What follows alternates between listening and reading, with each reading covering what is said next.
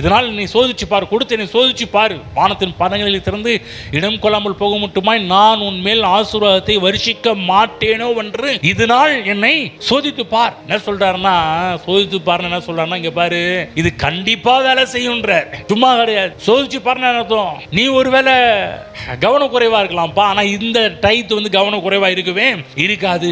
சோதிச்சா நான் சொல்றதை நிறுத்தவே முடியாது. சோதிச்சு பாருங்க, கடவுள் உங்களை ஆசீர்வதிக்கின்ற ஆசீர்வாதமே வேற விதத்தில் இருக்கும்.